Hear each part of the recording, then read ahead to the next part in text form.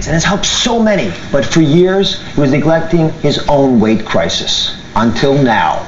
Pastor Rick Warren has asked me to help with a plan to turn his health around and get thousands of his church members on board also. Now, this project has made me realize that faith could be the key to mobilize our nation's fight against obesity.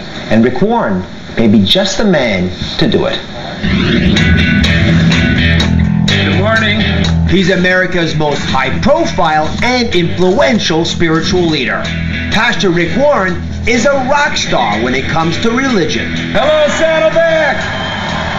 You've seen him on the covers of magazines. He's the author of the blockbuster bestseller, The Purpose-Driven Life. But the bedrock of his fame, he's the founder and leader of one of America's largest mega churches. Good morning, Saddleback. Rick Warren may be a beacon for millions, but like so many of us, he has battled his weight for 30 years. I've only gained 2 or 3 pounds a year, but I've been at this church for 30 years, so I need to lose 90 pounds. You know what? I have taken my body for granted. God says your body is the temple of His Spirit, so I'm supposed to take care of that. And that's a bigger motivation than just, I want to look good and I want to feel good. That revelation sparked a revolution. Hi guys, y'all look so healthy. And Rick Warren enlisted me to help develop a church-wide lifestyle challenge called the Daniel Plan. In the first month and a half, our church has lost the equivalent of a 747 jumbo jet. I cannot help people with their health problems all around the world and A, ignore my own, and B, ignore those in my church. And so we said, we're going to do the Daniel Plan. I would have ordered probably 3 of the hot dogs originally. I would like the agave glazed salmon tacos. All right. I feel healthier already. The power is the power of the group and the power of God and the power of people doing it together. Hey, man, you're looking good. You need to be in a group if you're going to get healthy.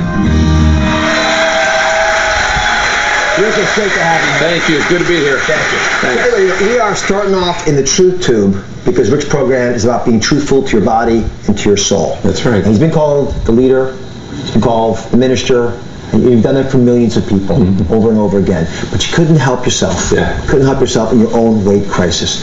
Did you feel like a failure? You know, Dr. Oz, I think every mother watching would understand this. I was so busy helping others, I wasn't helping myself. And a few months ago, I was actually doing a baptism where we actually put people underwater. I baptized 860 people that day, and I realized everybody's overweight. Yeah. They're heavy. And I thought, this is about 50,000 pounds I'm lifting here. And so I thought, now I can't ask my congregation to get in shape. Well, I'm such a poor example of this. I need to, as the Bible calls it, repent, which means to turn around, make a change. And so I got up on Sunday and I said, you know what? I need to lose 90 pounds, and I've got 3 good doctor friends, and one of them was you, and I've put myself under their care, and I've asked them to help me with a plan, and we're going to start with physical health before we deal with financial, mental, emotional, relational, and all these others, because people don't have the energy to change the other areas of their life until they're in good shape. Well, you can't be wealthy if you're not healthy anyway. Well, exactly. But let me ask you this. Why does God let people get fat when they don't want to be fat? That's a great question.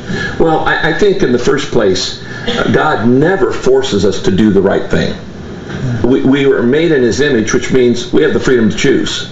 I can choose. I make choices every day, and God doesn't stop me from making bad choices, not just with what I eat, but the way I use my time and every other thing. So He does give us, there's the Bible and Scriptures are literally filled with health advice. We just ignore it. Yeah. I'm all about purpose, and so the purpose for me moved beyond simply looking good and feel good. The truth is, fear didn't scare me.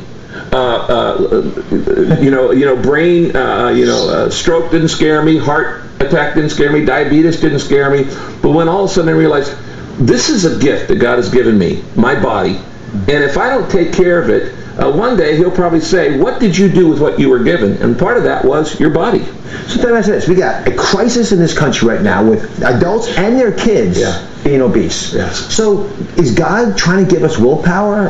Why isn't that happening? Why can't people go from point A to point B? I think this is one of the biggest myths that people have about getting in shape.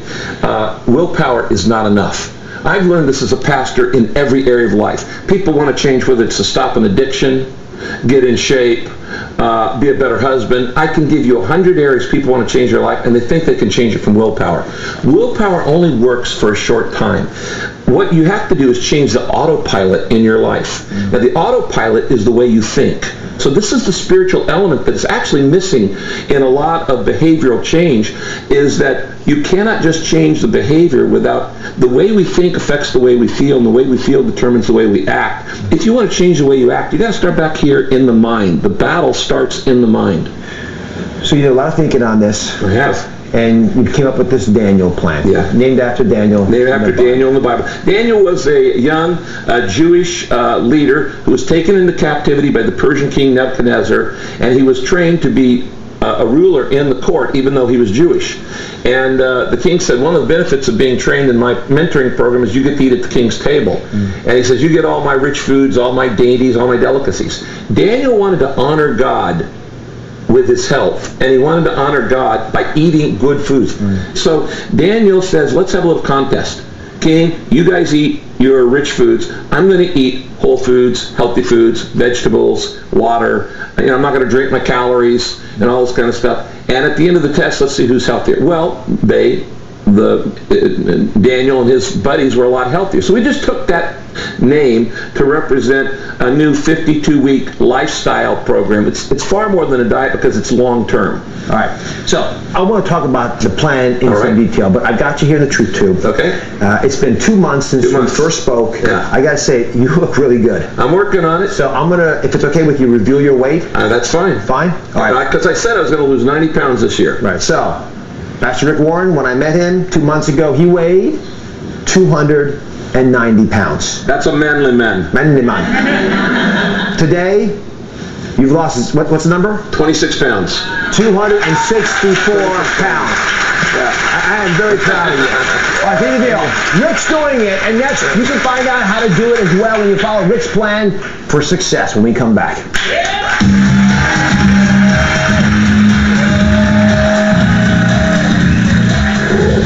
Up next, 3 easy steps, and you know what the good news is? They're all free. discover his weight loss secrets, Anybody can do this. including one that Dr. Oz never expected. Are you kidding me? Coming up.